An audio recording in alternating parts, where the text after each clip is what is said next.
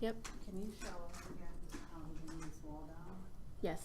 Yep. I tried doing it and it turned wall, but Yes. All right, so the question has been asked. I'm going to go back into my 3D view here. How do I bring this little wall down, right? And you split it. That's the key, exactly. So if I am on my main level and I had just drawn this wall as normal, meaning I just drew a full height wall that went all the way from there to there, right? And I look at it in 3D and I think, you know, the full height wall needs to go from here to here, and then this one needs to be a half wall, or, you know, you'll hear the term pony wall, okay? If I grab this wall and I look at its top constraint and its base constraints, I see that it starts at the main level and goes up to the top of wall, okay? And I think, well, I want to bring it down. So if I happen to drop it down, which I can accomplish by choosing unconnected, and then giving it a height of, you know, 4 feet, enter or apply, it brings the wall down. But the problem with that is that it brings the entire wall down, right? And we don't want to bring the entire wall down. So I'm going to undo that, what I've just done there. I'm going to go back to my main level floor plan, and what I'm going to do to solve that problem is to split the wall. So first thing, I'm going to type TL, and I'm going to change from thick lines to thin line view, TL. And I'm going to come up here to my Modify tab. I'm going to click on Split. I can choose Split or Split with a gap. I think I'm going to choose Split with a gap right here. Click. And I'm just going to, somewhere in here, I'm going to click on the wall and split it. Okay. So now I have this wall and I have this wall. All right. So now I can use the trim command, TR, and I can click, and I can trim that, but something happened. This wall was still kind of thinking it was maybe not connected, meaning it has, you know, continuous association, but somehow it was linked to this wall right here. So I'm just gonna, so when I trimmed these two pieces, it kind of came over and wanted to join with it, and I don't want that to happen. So I'm gonna grab that grip and pull it back. Oh, wait a minute, something else is happening here. This is good. Okay, this is a good error to have because now I can show you guys how to fix it. Okay. So what is happening here is these walls, even though I've split them, they still have some association and they want to join to one another. And I want to make it so that these walls don't join and don't follow one another in the plan, okay? Sometimes this happens, sometimes it doesn't. But what's good about this is that I can show you, there are a couple things going on here. The first thing that is happening is I have this little symbol right here, and this is the wall join symbol. Okay. Walls in Revit join together pretty easily, and what that means is that if I'm drawing a wall, oops, like this, I have this wall right here, and it's coming in to intersect this wall. When the end of this wall gets close enough to this wall, it joins, right? So what it means is that it trims together the drywall, it trims the core together, it becomes a nice, neat, joined wall. Okay, that's what a join is. There are some weird instances in Revit where you have weird joins, or maybe you want your walls to join a different way, meaning instead of these two walls coming together at a corner like this, maybe you want them to, have a butt joint, right? Where, I know, it's Jameson, I almost didn't say it because Jameson is here. Right, we say butt joint all the time in architecture. Just the way that you said it. The way that you kind of like, paused. Jameson's in here. But maybe we want our joints to butt together. So one goes like this and one comes in, and they don't necessarily clean up very nicely, or maybe we want them to have a diagonal here miter together. So there are different ways that walls join. Okay, this is kind of a clean join. Okay, let me just, if you come up here to the Modify tab, you'll notice there's a little icon right here, and this is called Wall Join. And this is a tool that will allow you to choose how your walls join together, or if they even join at all. Maybe you can disassociate them and not allow that join. Okay, so if you look at that little video down there, it shows you how things can look when they come together. If I click on that, click, okay, nothing really happens other than as I approach where there's a join in a wall, I get a box around it. this tool I feel like is actually kind of counterintuitive. I don't feel like it's not difficult to use, but the way that it functions I think is weird. It just is a little bit difficult. But essentially the way this join tool works is it says, hey, tell me which wall join you want to look at. And they're all over the place, right? So it doesn't really show up until I hover near a wall join. And I click on that wall join to establish that I am looking at that wall join. And then I get a bunch of different options up here where I can choose to allow these two walls to join, but maybe I want to miter them. So I click on miter and you see I get a diagonal right there, right? Or I want to square them off and I get kind of more of a squared off join, right? Or I can disallow the join, which is, you know, will leave it very not joined essentially, right? Those two overlap, but they don't join. And what is happening here is these two walls, even though I've split them, they still are associating with each other, okay? So I'm going to undo what I have just done here, Control Z. And I'm not going to use the wall join tool in this case, right? I could if I wanted to disassociate these or whatever, right? But what I'm going to do is I'm going to click on this wall right here. And I want to show you, there's a little icon right here. This is kind of a shortcut icon to allow or disallow a join in a wall. So if I click on it, then, and it shows up and I click on it, now I've just disallowed that join. And so, oh, no, I have not. It's still remove. I must have had some other constraint on that wall for whatever reason. But if you generally, when you click on it there, see it finally disjoined. I had to do it on both sides of the wall though, which is somewhat uncommon. But I clicked on this one and that join, disallow join popped up, so I clicked on it and I thought, oh, they've disjoined, right? But they hadn't. So I had to pick on this wall down here and disjoin it again, essentially, okay? But that's what that little kind of marker shows us, all right? So when you have walls that you try and move one and the other moves with it, that's what it is. This comes up. What does it say? It says it's not satisfied. Just hit cancel, just hit remove constraints. Oh, remove. Yeah, remove constraints, yeah. Yeah, okay. All right, so I disallowed that join. If I had wanted to kind of go the long way to look at that wall join, I could have come up here to this option, wall joins, click.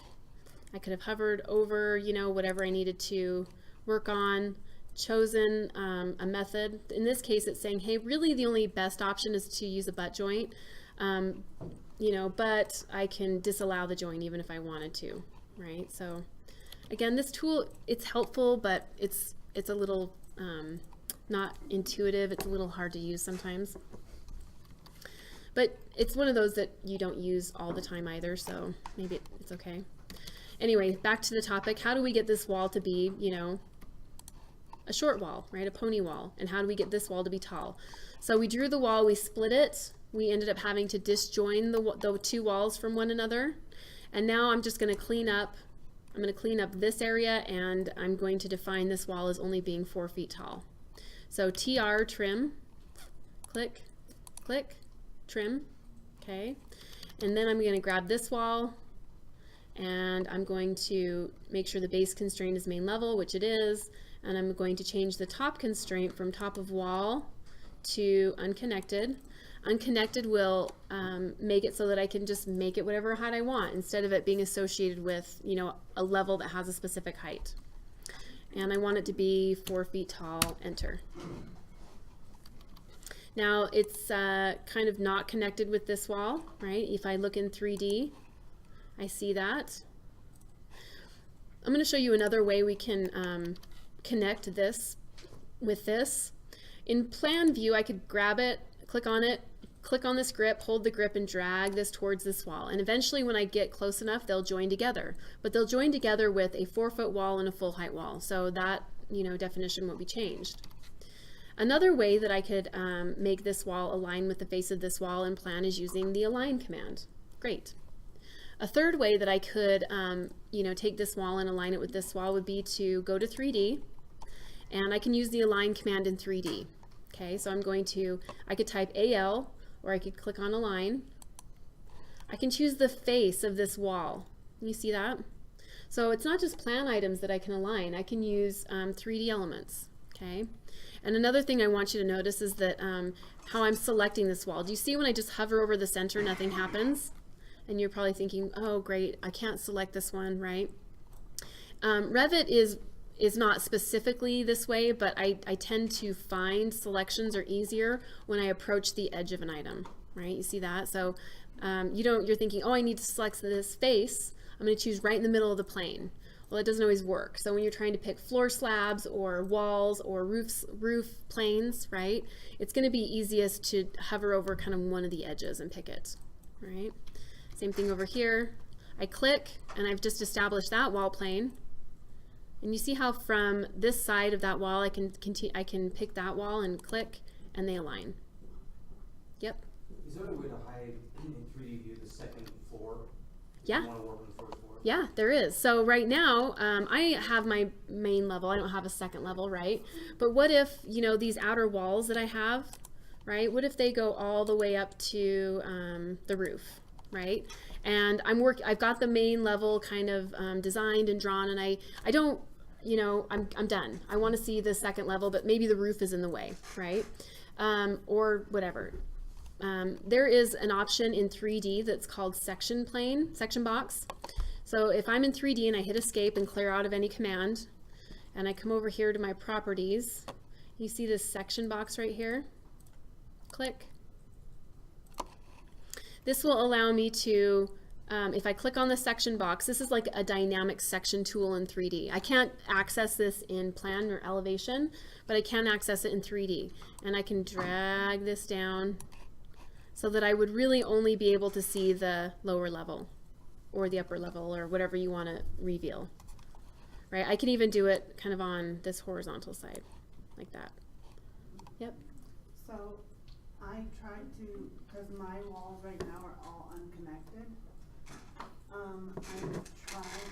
Unconnect. Oh, And I've tried to put it in a different one, like for example, top of wall. It just becomes way higher. Right. Is it supposed to be that way? Oh. Yeah. Yeah. Okay. All right. Is that what you're looking for? A tool like that? Okay. So, you know, you can work on some things in 3D too, but you may not be able to work on all of them. But what's nice is I could do WT, and I could, you know, start being able to view my floor plan and section box at the same time, WT. So I could zoom in here, click, right, and be able to work. When I WT, I get 3 elevations. How do I only get 2? If you only want 2, so I would type W. There's a couple ways to manage wall or window tile. If I have 3 views open, let me go to roof, and I type WT, they do this, right? And you're like, hey, I only want 2. So you're going to close out the one you don't want and type WT again, and it will tile those 2, right? Another way that I usually manage it is I will have the view open that I want to work on. I'll come up and I will close hidden windows. I'll close out what I don't want to see behind it, right? And then I will open up the view I want to see jointly with this one. So I'll go to 3D and then WT, and it'll do that. I was missing the WT after you do the WT. Oh yeah, yeah. WT squared. There you go. Not funny, I know. Okay. I'm killing Matt back there. At least we're not here at 10 o'clock this time at night. You were in the night class, right? I actually wanted to be. Oh, that's okay. You were in the morning. Sorry, I thought you were in the night class before. It's fine. All right.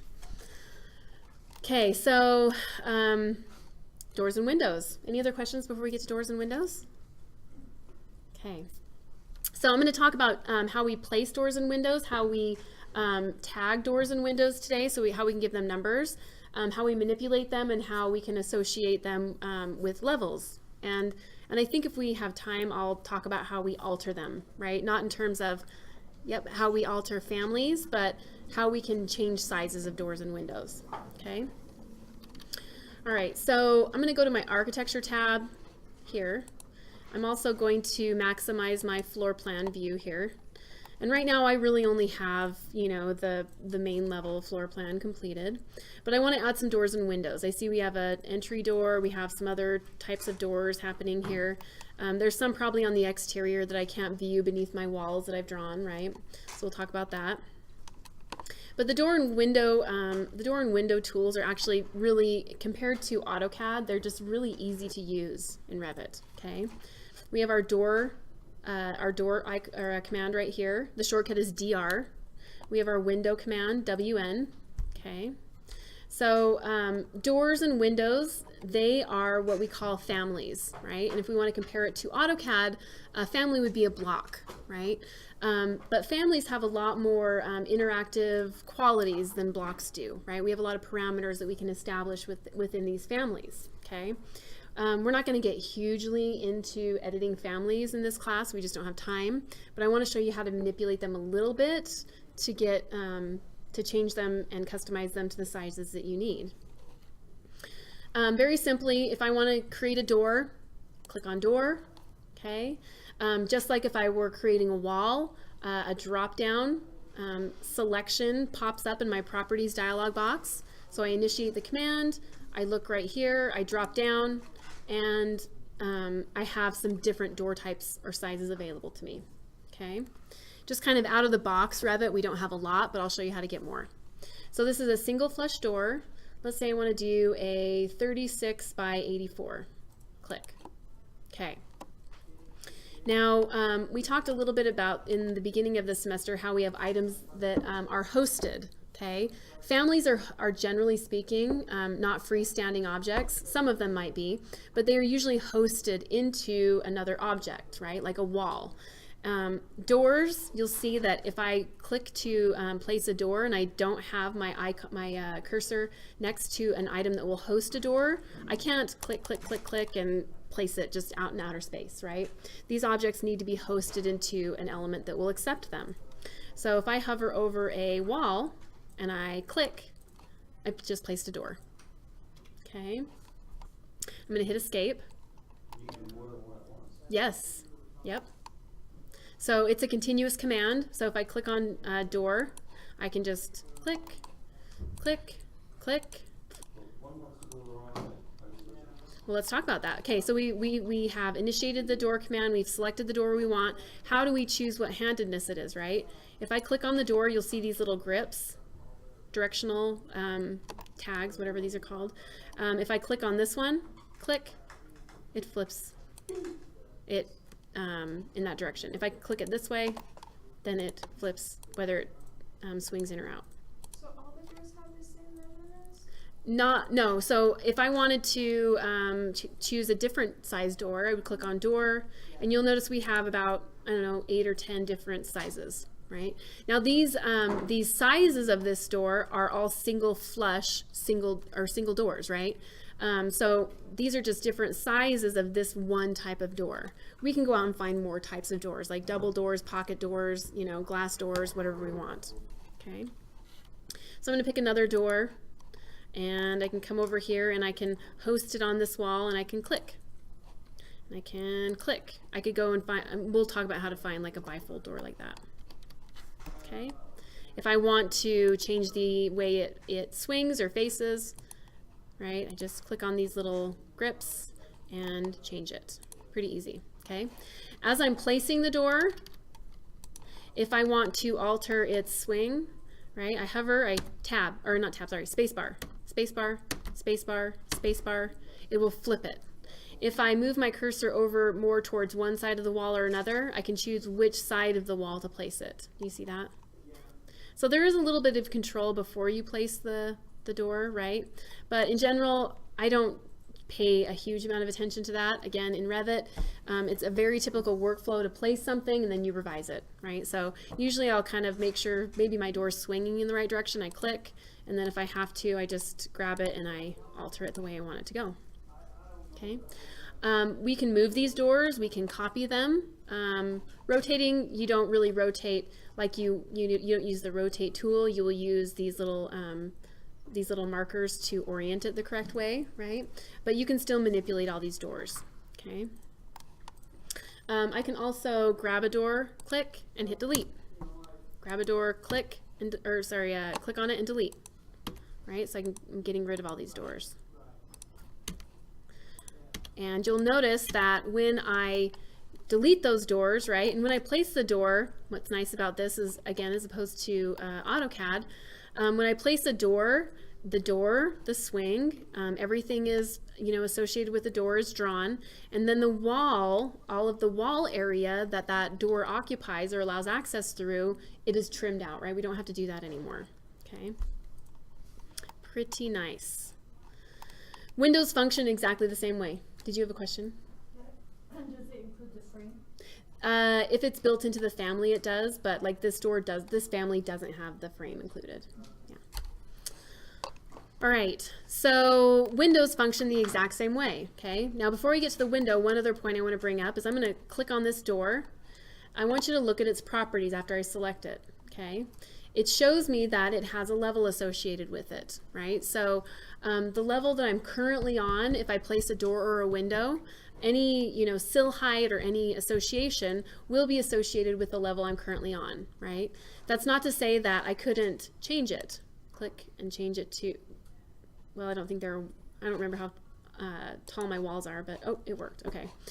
So now that that door that was on the main level is now on the upper level, right? I grab it, I change the level from top of wall to main level, and there we go. If I need to have some type of base offset, like there's a step or two up to a door, right? I can click on the door.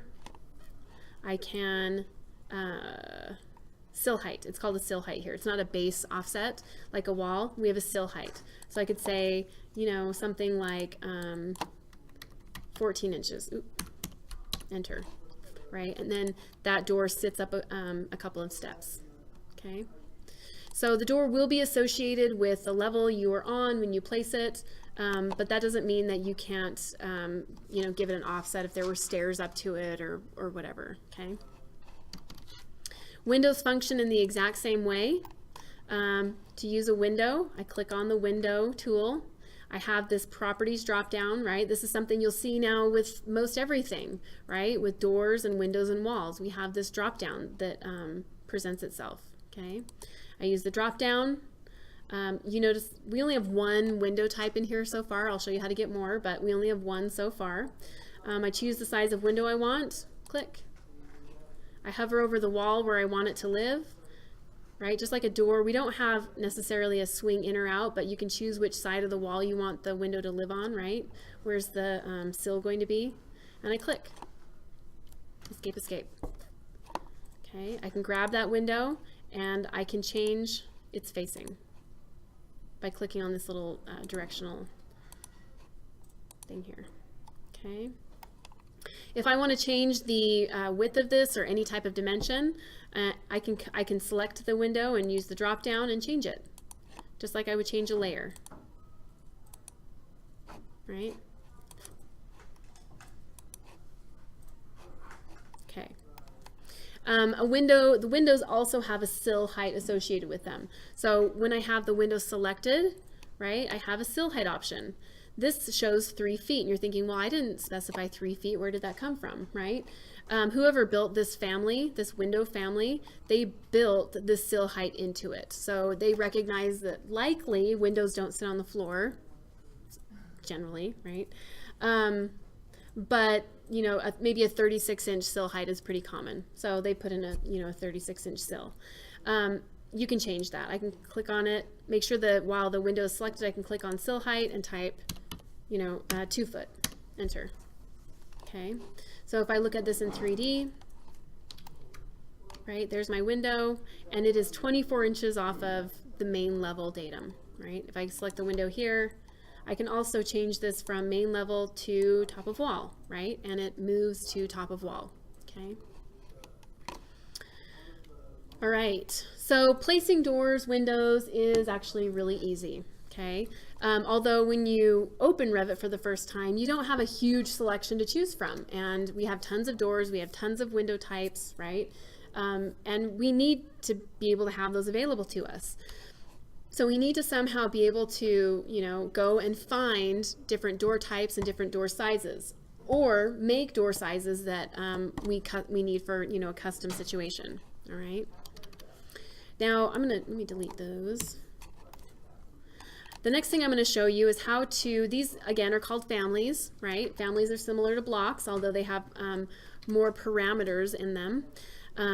But the way that we are going to get more door types or window types or a lot of other component types, which we'll again talk about later, is we are going to load them into our project, right? By default, Revit doesn't have a lot of families loaded into it because they increase the file size of your working model. And we want to somewhat keep that file size down, right?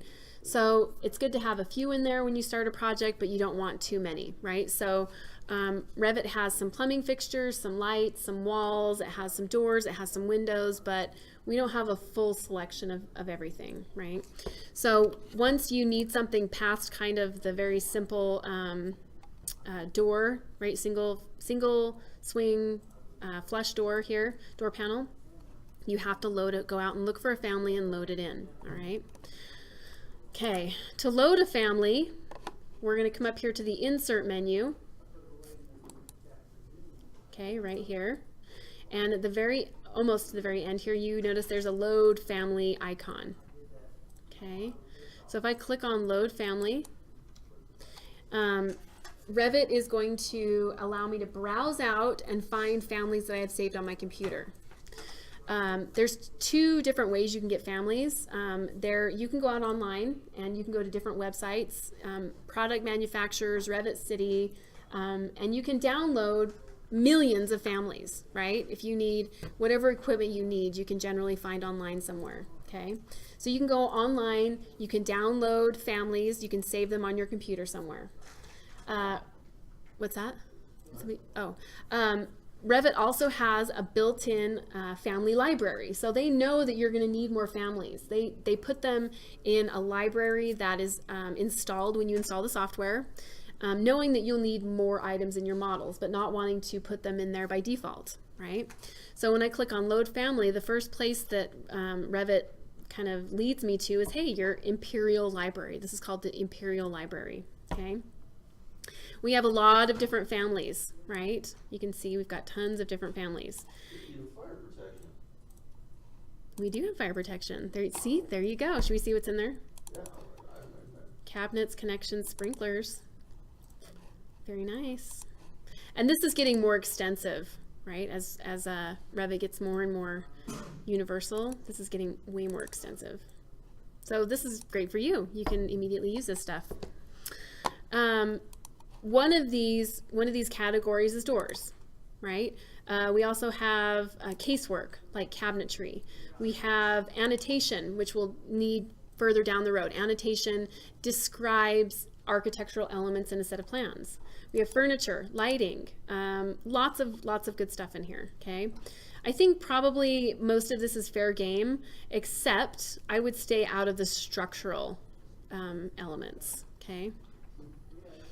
All right, so let's look under our door category here, right? Click, click. We've got commercial doors, hardware, residential, and then we have some curtain wall stuff, which we're really not quite there yet, right? But I see the single panel door. I have a overhead garage door. That'll be useful, right? If I go to residential, I've got, if I click on one time, it gives me a preview, so I can kind of use my up and down arrows to look at all of the different doors that I have available. Okay, and all of these doors, they need to be hosted into a wall.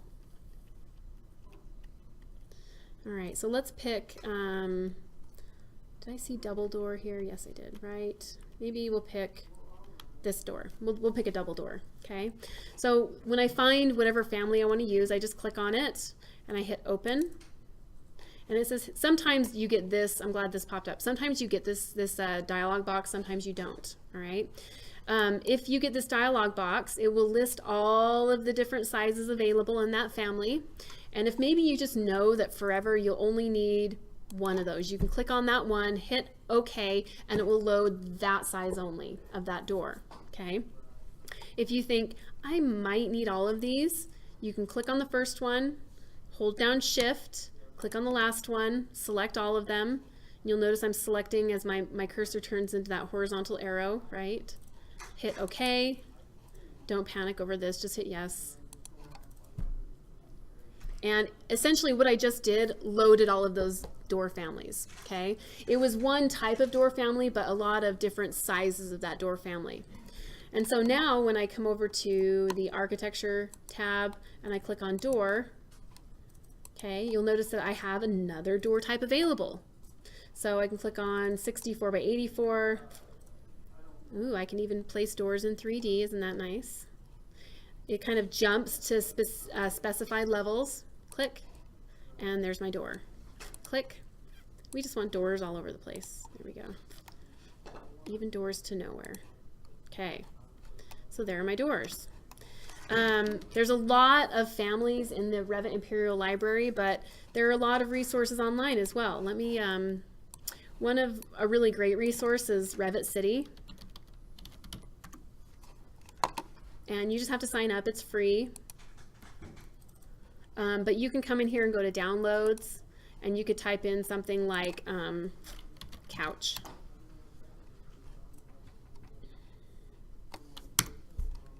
And you see a bunch of couches. And this is it's a sharing website, so people produce these by, you know, whether it's professionally or whatever they need something for, they produce them and then they share them on here, and other people share things that they've built, but then you can go and, you know, grab stuff that other people have made. And so it's a really great resource. It's gotten a lot larger since I've started using Revit. There's also ARCAT. ARCAT, I think that's what it's called. ARCAT, yeah. This is a really good website. You know, you go to BIM, and this is organized by the CSI specifications, but I can go to, for example, let's go to woods, plastics. We've got wood framing, or let's go to millwork. We'll go to millwork, right? And you can come here and you can find different content that you need, right? So casing profiles. Not super helpful for what we're doing, but this is a really helpful website as well.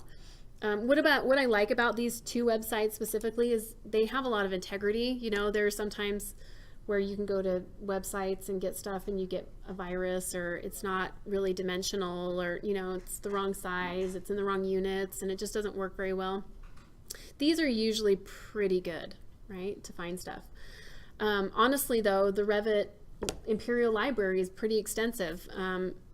Usually if I'm going out on Revit City to find something, it's because, not because I can't find it in the Revit library, but like, you know, maybe I want a wall-mounted toilet instead of just a regular toilet, right? So it's kind of a specific item because the library in Revit has a lot of stuff already.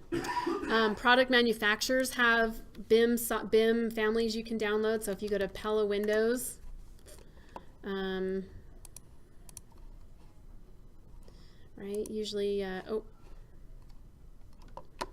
most websites, furniture manufacturers, appliance manufacturers, excuse me, they have Revit families because they want you to, they have these available to you for free because they want you to use their products, right?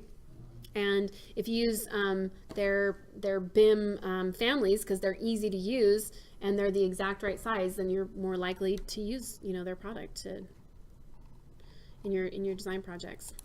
Let's see if we can find where all their BIM stuff is. This does not look very promising to search. Let's go back. Let's type Pella, Windows, BIM.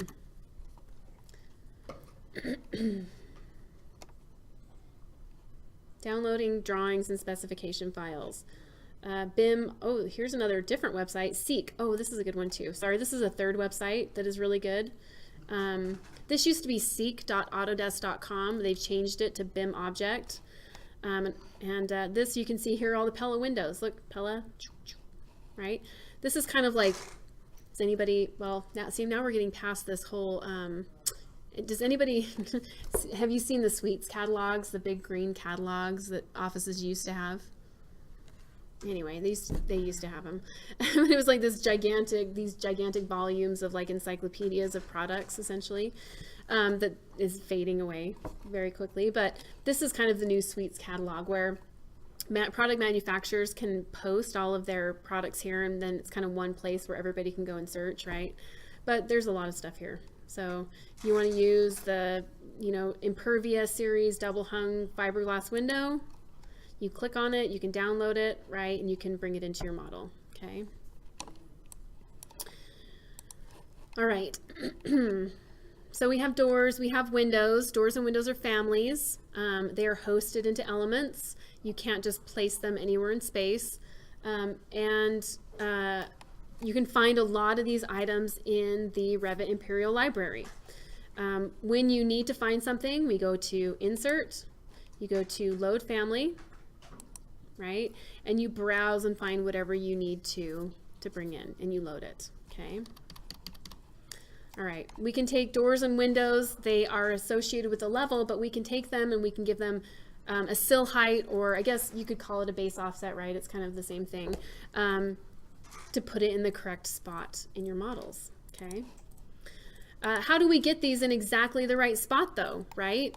As I look at my model right now, I've got these walls that are continuous all the way around my model, right? And I can't see the windows or the door locations, the specific location below those windows or below the walls, right? It's kind of hard. So let's talk about how we're going to place our doors and our windows into Revit, okay? One really good way of placing doors and windows is changing your visual style from a hidden visual style to a wireframe. So if I come down here to this little visual styles and I change to wireframe, wireframe essentially makes my model geometry invisible. So I can see through it. I can just see the wireframe boundaries around it. So now I can see my windows. There they are, right? So if I need to place my windows, I come over here to architecture, I click on window, and I'm going to pick, the best window for this, but I don't really see one that I want. So I'm going to come over here to load family. It's kind of the workflow you go through all the time. I'm going to go to Windows, and I'm going to click on this and just use my mouse key or my up and down arrow keys to browse through all the different window types we have. There's a good window right there, double hung with trim. Okay, open. So now I have my double hung with trim. Did you notice it didn't ask me what sizes I wanted to bring in? Some families ask you and allow you to be selective, and some families just bring everything in. So I choose the size I want. We'll do double hung with trim, 36 we'll do by 48. Okay, click, and I place my window. It's not quite in line with that window, so I can grab it and I can MV, move, click, click, and kind of get it in the right spot, right? I'm going to undo that. Or I can AL, align, click, click, right? So I can get my windows pretty close, okay? Now if I select that window, I can flip-flop the orientation of it as well. If I want to create another window like this and I want it to be right there, there's a few ways I could do it. I could grab that one and I could type CO, which is copy, or I could come up here to the copy icon, click, choose my base point as this corner, click, move over here, click, and I've just created another window. So I copied it, right? I could also create a brand new window by using the window command, which we've already done. I could also create a new window by clicking on the type of window I want in my model and choosing create similar. Click, right? And I see, oh, I've got a couple of these windows here. Again, I kind of, with Revit, I don't always expect it's going to go into the exact right spot the first time. I click and I place it. I click and I place a second one. I click and I place a third one. Escape, escape. And then I go back in and I put them exactly where they need to go, right? So AL, align. I click there and I click there. Great. I zoom over here. I can use move. Click, MV. Click, click. There it goes. And I've got one more over here. Click, MV, click, click, and I've aligned them. All right, so good way to put windows in, but did I get them at the right sill height, right? Well, if I click on one, I can come over here and look and say, oh, it's on the main level, it's at a 3-foot sill height, but really I want those all to be at a 2-foot sill height. So that's wrong. I can click on one and I can hold down the control key on my keyboard, click, click, and I'm selecting all of them. So I just selected all 5 windows, and I can come over here and change the sill height to, click, 2-foot, enter. Okay, so now those windows have a 2-foot sill height. Another way of selecting multiple items that are exactly the same on my screen, I just use kind of the pick method. There is a way that we can select them that is a little bit easier, but it's a universal select, so you have to be a little careful. But if I know I only have 4 windows, I can select a window, I can right click, and we have this select all instances option, visible in view, or in entire project. Like every single window in your entire project needs to be changed, right? Or the sill height needs to be made consistent. I can do it all in one movement, right? Again, you have to be a little careful because it selects everything, right? But it's a good way of being able to grab everything at the same time. 2 foot 6 inches, enter. Now I look at my 3D model. You'll see me doing that a lot, right? I add something and then I look at my 3D model. You're really going to get into that workflow because you want to make sure it's in the right spot. So you place it, you tweak it into the right spot, and then you flip into 3D and look at it, and then you move on. Yep. You didn't put a foot mark? You don't need to do that? Just 2 2 space, yep. Because the first number is always the foot, the second number is always the inch. Yep. All right. So I could go around and I could place all the rest of my windows, right? I'm in wireframe view again, so I can see through my walls and view the CAD file below. Okay. If I change to hidden line, HL, now my only, kind of the visible pieces that don't have something obscuring them are shown, and there are my windows, right? Looks pretty good. I'm going to go back to wireframe, and I'm going to place a couple doors. So I come up here to door. I'm going to choose the door I want. We'll just choose 36 by 84. And I can place my door here. Click. Escape. Again, I don't necessarily always get it in the right spot the first time. Bless you. It's a little hard, especially with a CAD file. It's hard to snap to exact places on CAD files sometimes. So I get it in the general vicinity, and I AL align. Oop, click, click, and it aligns that door. Now this door is a door with side lights, and I don't have a door with side lights in it, right? So I'm going to come over here to Insert, Load Family, go to Doors, Residential, and let's see if I can find a door with side lights. Maybe I can, maybe I can't. If I can't, I can go to Revit City. I get a feeling, I don't think there's a door with side lights built in. I do have skylights that are separate, so we'll just use those for now. So I click on the side light, I hit open. I want all the sizes, so I'm going to click once, hold shift, click a second time, hit OK. And now I've got my little skylights. I keep saying skylights, side lights. Okay. And those little side lights show up in the door with the doors. They're categorized with the doors. Okay, so there's my side light. I come over here, click. There's one. Click. There's another. HL, hidden line, just to look at it. Those are not quite either lined up with the door, but also the spacing maybe between these is not quite right, right? We don't know a lot of tools yet to get things super accurate. As the weeks go on, we'll learn some. I'm not going to go in depth about what I'm just about to do, but I will show you how to do it in case you want to use it to help you. Because I think I did show you how to use dimensions to help you move things a little bit, just very briefly. If you go to Annotate and choose the first aligned dimension, click. Click once, click twice, click in space, escape, and I get a dimension, which is not a good dimension, right? If I want this side light to be 6 inches away from the door, the way that these dimensions, and I'm going to say generally because it's not always the case, but generally the way the dimensions will work to help you place things is the object that you want to move, select it, then you see how the dimension highlights as the text turns blue like it's editable. I click and I could type 0 space 6, enter, and it moves that object away 6 inches. If I had selected the door and I had typed in 10 inches, you see how it moves the door, right?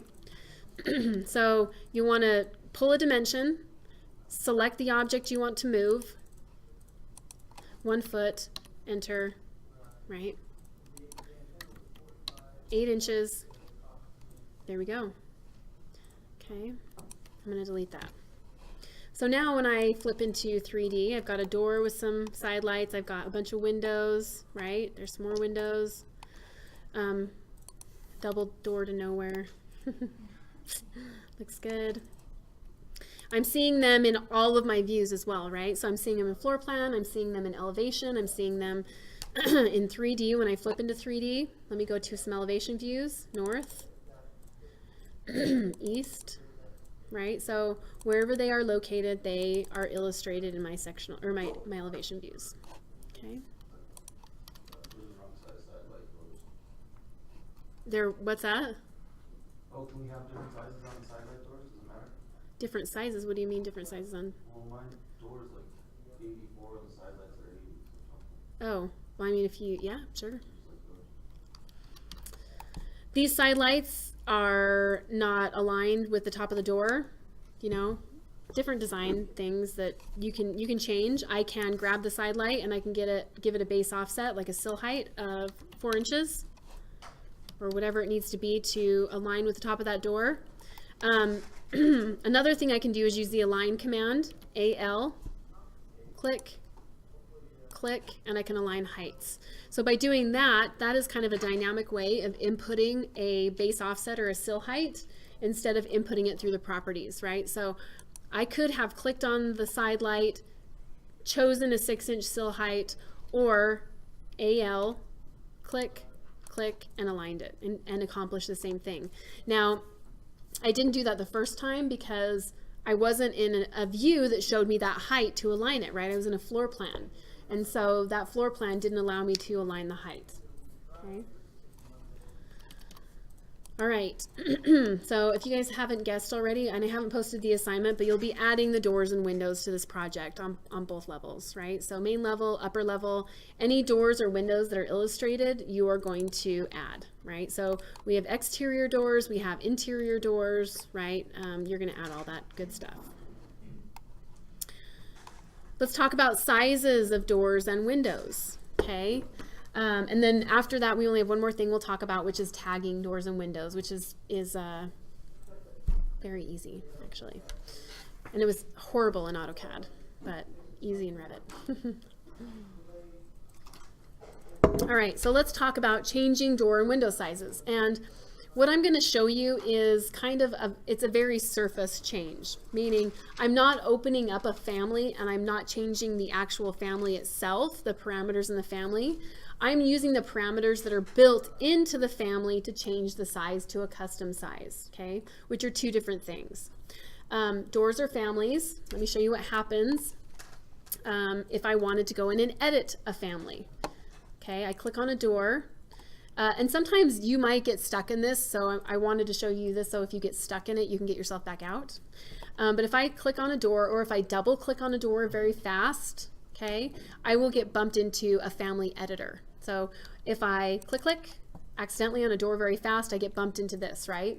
In comparison to AutoCAD, it looks like a block editor, and you're thinking, where did I go, right?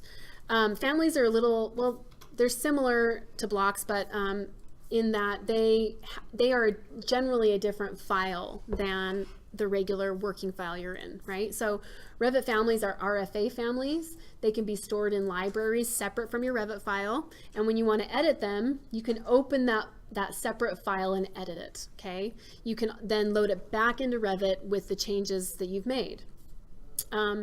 when you create a family, you establish parameters in it. So, you know, thickness and trim projections. And if I go to a plan view, all sorts of complicated fancy things, right? You see the wall, you see how the door swings, you see that there is an equal amount of space from the center line of the door to one side of the jamb as to the other side. You see the thickness of the panel, you see the width, and you'll also see the height in an elevation view. So within a family, when you're actually building these families, you establish all of these parameters, right? And then when you load this into your Revit project, these parameters become active, and you can set these values to different things to suit your project, right? So within this family, a width parameter has been established, and this width parameter says 3 feet, but this will also allow me to change it. So in this case, it's 3 feet right now, but I could change it to 2'8" or 3'4", and that parameter, having that being defined in this family, allows me to do that when I'm in my project. Okay. Don't worry too much about understanding how to formulate all of this yet. Just know that the reason that you can change and create new door types and window types and change the heights and the widths of them is because these parameters have been established within the family, okay, before you even bring them into your project. So if you accidentally double click on a door or window and you're brought into the family editor and you want to get out, it's just a normal file. So you can just either close out until it says, hey, would you like to save? And you can say no, okay? Or if I double click on it and get in there, I can also click load into project and close, which will reload the object, overwrite the existing object in Revit, and then close this file, right? But essentially you just want to close out of here, okay? Because it is a separate file from your working Revit file. Okay, you can also get into here by, if you click on the family, you have an edit family option. So that is another way you can get into editing families, okay? But essentially, looking at that family and seeing all of those parameters that were defined, you don't know what they are, but you just saw there were some things defined in there, right? When I click on this door, those defined parameters allow me to change dimensions and different attributes of that object in my Revit family, okay? So because parameters were defined, I can hit edit type, and it says, hey, the thickness of the panel is 2 inches. That's a parameter that was defined in the family.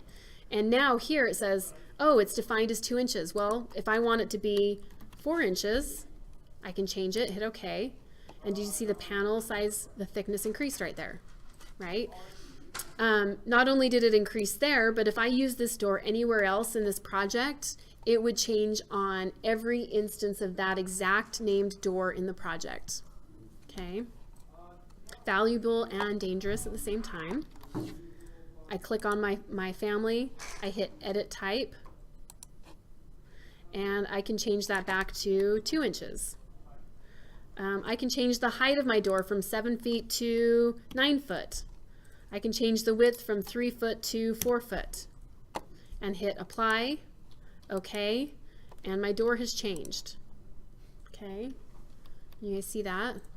The reason that this family changes and still maintains its integrity, meaning, in AutoCAD, if I wanted to make the door bigger, I would stretch out one side, right? But then the panel wouldn't be the right width, so I'd have to stretch out the panel. But then this arc that created the swing wouldn't be right, so I'd have to recreate the arc, right?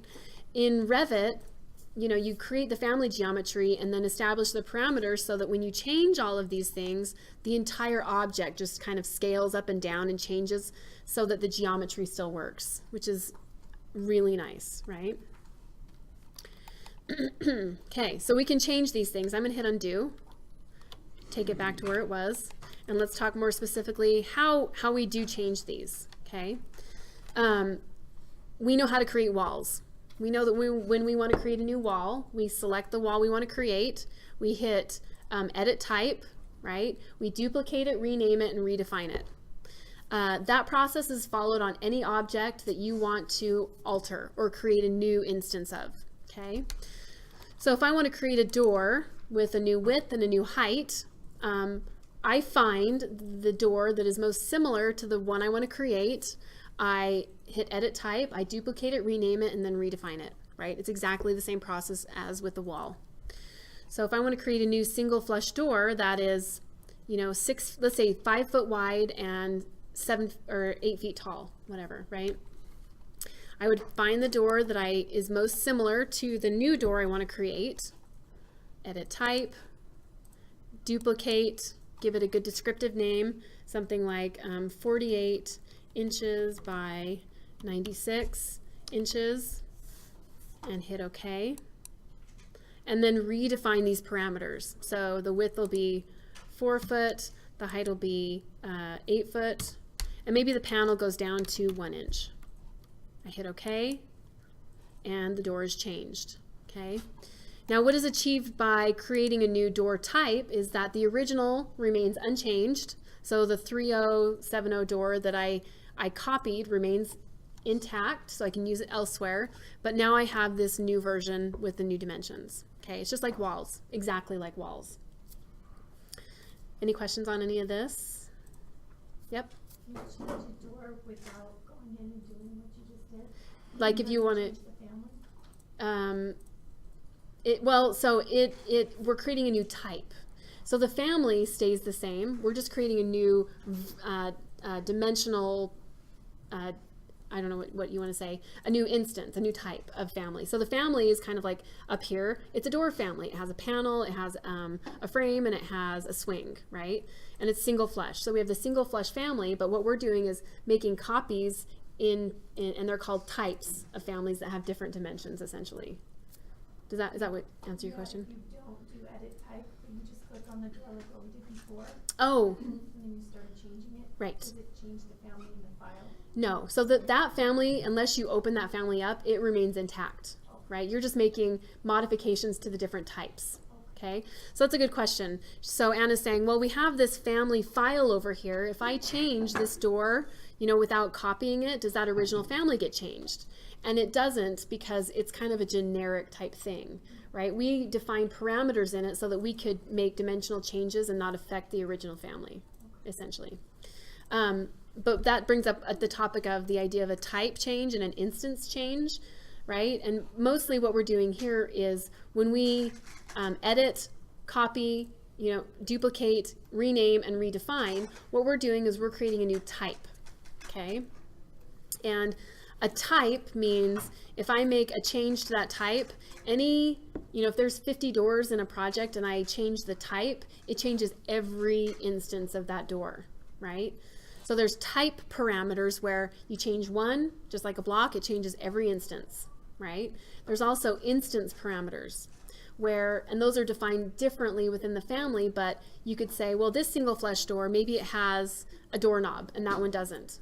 But you can make that change and it only changes one specific door instead of the entire type change that you can also make, right? That gets a little bit more into family creation, so we're not going to get hugely into that, but just know there's there's type and there's instance-based changes. Okay. So we can do this with doors, we can do this with windows, we can do this with plumbing fixtures. Basically with any type of family, you are able to select it, hit edit type, duplicate, rename, and then redefine. That's essentially the workflow with any type of family, right? So we could do the same thing with this window. I can click on the window, hit edit type, I could choose duplicate, and maybe we say this is going to be a 48 inch by 48 inch window. So I duplicate it, I rename it, and then I redefine it. So 4 foot by, let's see, the height is 4 foot, the width will be 4 foot. Okay, and it just changed that window. Okay. There are a lot of families out there. There are a lot of sizes of families out there, but I continually find myself making new sizes of things, right, to fit whatever project I'm working on, right? So you will make a lot of new types of families, so, be prepared for that. All right. Oh, yep. You're good. So when you made a new type, Uh-huh. Is that now a separate file also? Mm-mm. Somewhere, but only specific to this drawing? It's in your drawing. It's specific to this drawing. Yeah. So those families, you know, they're loaded into the library. When you load them in, it's kind of a fresh copy every time. Okay. So unless you open that original file and you make the change there, these changes are just made locally in your Revit project. So if you want to reuse that door for another project, you have to. You open the original family and alter the original family. Yeah. Yep. All right. So, but with that said, I can copy families from one project to another, right? So I don't even necessarily need to maybe manipulate my family a whole lot, the original. I could take this family that I've made in here and copy it to another project, and it would bring all of its changes with it. Yeah. Did you do that with a template, or would you have to physically pull them? That's a good, you could bring them into a template and change them, and then when you open that file, they're always there. So that's a good way of doing it. Yeah. All right. So This bifolding door on this closet. on the Yes. bathroom, that one I need to import from the library, yep. City, Oh, City. well, I think let's look. I haven't found one. Is there not one in there? I haven't seen any Let's look. bifolding. I was gonna say that I think you're right. I don't think they actually have a bifold in here. Doors. Yeah, I couldn't, I looked through all of them. Okay, so let's go and find one at through Revit City. I'm gonna go to. Oh, I have Revit City open. You have to create an account. Ugh, I don't know my account though. This is one of those I always forget. Let me see. No, I don't think I know it. Anyway, so you would go to Revit City and you would type in bifold door, okay, and search for it.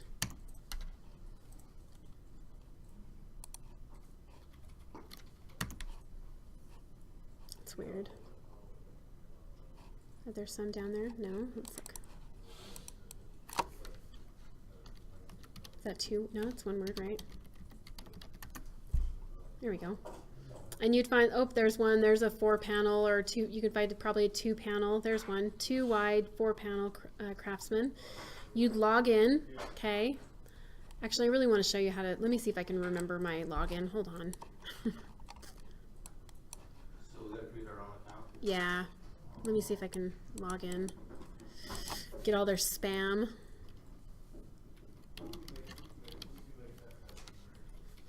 Every time I have to recover my password, I think I'm going to change it. Ugh, of course, I don't remember it.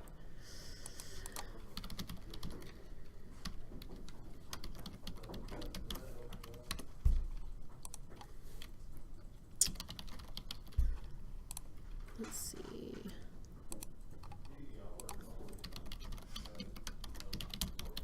Okay, well, I'm going to try and recover my password. Hold on.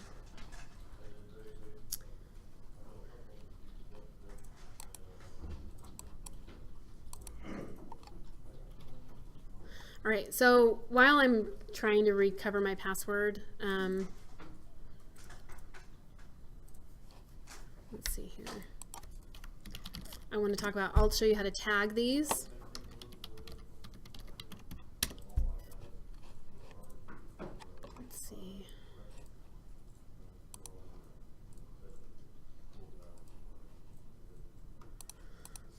They take a little while to send their email to recover too, usually. Anyway, okay, so while I'm recovering my password, I want to show you how to load in families that are just kind of random, but maybe I can kind of,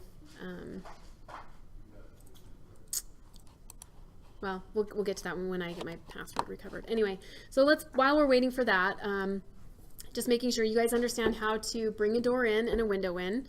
You understand that you have a sill height associated with it that is also associated with the level it's on. You want to understand that you can edit the type of door or window to create new sizes, right? One other thing that you'll be able to do with doors and windows, and this is just where the real magic of Revit happens, right? Be prepared, is in annotating in Revit, right? In AutoCAD, this is where the difference in scheduling happens, right? Because in Revit, you spend a lot of time getting your model ready. You spend a lot of time creating you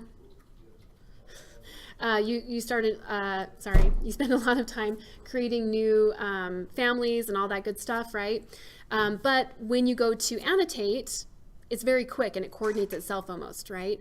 In AutoCAD, you don't spend a lot of time doing all that upfront stuff, but in the end, when you have to, you know, keynote everything and note everything and coordinate all your door and window tags, it takes forever, okay? So let me just show you how you tag doors and windows in Revit. If we come up here to annotate, okay, we have a tag by category, we have a tag all. If I click on tag by category, okay, Revit kind of understands that whatever element I hover over, it will create a tag for. Sometimes you have to load tags if it's not a common one, but doors and windows are pretty standard, so it usually knows that tag. So if I hover over my door, oh my gosh, look at that. See it appearing? It has a leader on it, which I don't want, so I'm going to come up here and I'm going to uncheck leader. But do you see, click, there's my tag, right? And oh, I don't have any more doors. See, I love tagging because it's so easy. Let me do some windows. Hold on, I'm going to hide my floor plan real quick too. You guys don't know how to do this yet, but you have done it? Oh, did I? Okay. Yeah. Okay, so here's my floor plan. I just tagged my door. Let me tag some windows. I'm going to go back up to annotate. The shortcut for this, I believe, is TG. Yeah, TG. Click. And I hover over my window. Click, click, click, click, click. It's so easy, right? You can do door tags, you can do window tags, you can do furniture tags, plumbing fixture tags, wall tags. If you're tagging equipment, right, you can do equipment. The nice thing about this is if I change something, click, maybe I don't want that to be window 10, I want it to be window A. Just wait for it. Oh my gosh, right? Doesn't matter where it's at in the project, it coordinates that, okay? Same thing with the doors.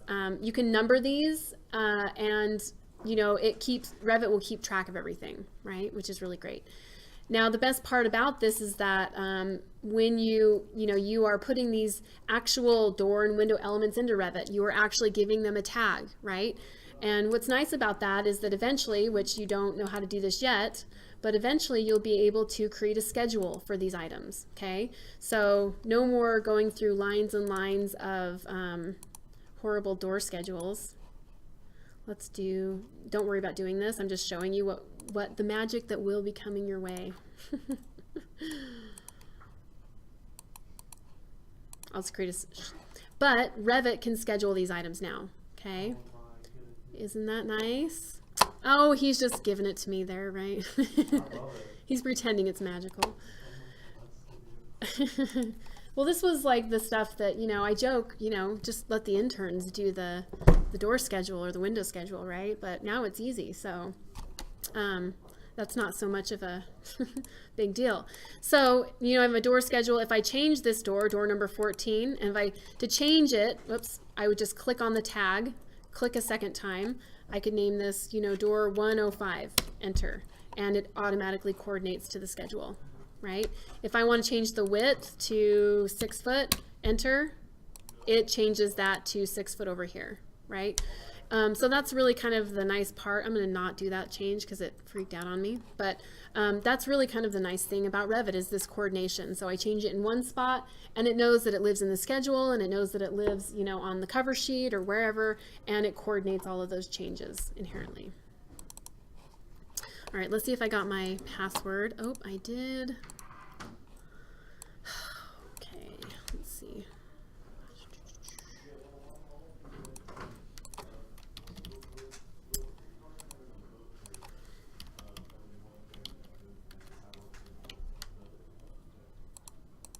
Okay.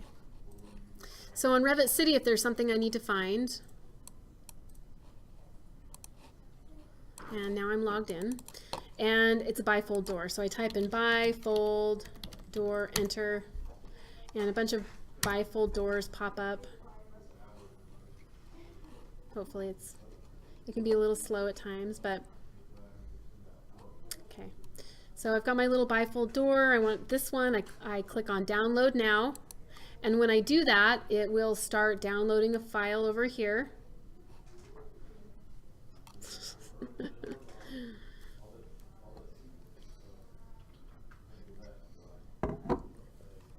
Hopefully soon. If it doesn't begin in 15 seconds, click here. Oh, there it is. Okay. So essentially it starts downloading my file, and it's an RFA family, which is a family file, right? Which is separate from your Revit file. But these are just like blocks. So when I get a file like this, I can save it into my library and load it from Revit, right? I can also kind of, I don't know a good term for it, just I can open it essentially, click on it, open it up, and more of a quick shortcut way is just load it from the actual family. So when I clicked on it, I opened it. I could go to File, Open, and open it through the Downloads menu, right? But essentially the point is I've opened this family, and if I want to load it with the family open into my project, you see I have a Load into Project and Close option, which I choose, because if you just choose Load into Project, it leaves it open. I'm going to choose Load into Project and Close. And now this door has been loaded into my current Revit project. So I've got this little bifold, click, look at that, right? Can you give us that block or whatever, object, whatever? Yeah. You don't have to log in and create an account and... This one is not the greatest one though. It's kind of, I would maybe go and find a different one. I don't mind if you share, just throw it on the CAD Common. Do you want me, I can do it, but it's not a great one. Yeah, let me do that right now. Yep. Okay, so that one is downloads.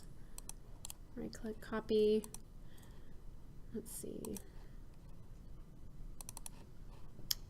I'm just going to pop it right there, and I'm going to delete it after class, so there it is though. Okay, so if you want to load a family in, and you after you've downloaded it, let's do that one more time. I go to Revit City, I can type in something like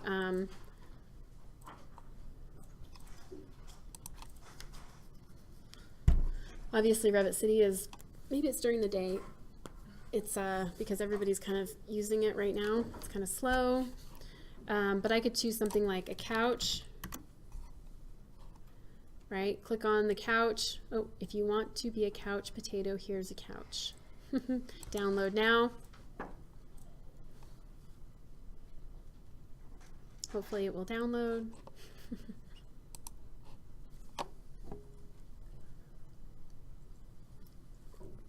But this is kind of like AutoCAD 2, where you'll start finding a lot of families that you really like, and you'll start saving them and using them all the time, right? You'll find ones that work better than others. But I click on sectional couch and I open it. Okay, the model opens. There it is. And to get it into my project, because this is a separate file, I click into Load into Project and Close there. And now there is my couch. Click. Isn't that wonderful? You want us to put the couch in there? Well, no, you don't have to. No, you don't have to. I'm just illustrating how many magical things you can find at Revit City to place in your models, right? Oh, there's trees, there's people, there are cars, I mean, there are a lot of things out there now, right? Just to be funny, people always find really great families to put in their Revit models, right? My husband was in that category of interesting things and drawings for a while, right? Okay, any questions on any of these? So your assignment, which has not been posted yet, I will post it today, is to add all the doors and all the windows into this project, upper and lower, okay? So try that out. I guess it's Wednesday, so we don't have another class this week, but we'll move on next week. Yep. Do you want us to tag it or no? No, you don't have to tag them just yet, but I wanted to introduce the idea to you, right? If you want to, go ahead. We'll get there a little bit later in the semester, but yeah, just get the doors and the windows in. Start making your projects, looking like they should, essentially. Okay. Any other questions? Yep. Are we covering floors next time? Let's look and see what we're covering next time. I have to look at space of We've got Oh, you're right. the 25th. We're gonna take a little break in model creation, and I'm gonna show you how to create some sheets so that you can start printing. So floors will likely be the next week because you'll want to be, hosting things onto your floors. But I think at this point you have enough knowledge to start drawing. And so it's good to kind of stop the drawing process and say, okay, there's other things we have to do like print and create sheets and things like that. So we'll do that next week. Yep. And then floors will be the week after. Okay. Here we go. Yep. Okay, 1 second. Let me get my YouTube video just loading, and then I will answer questions.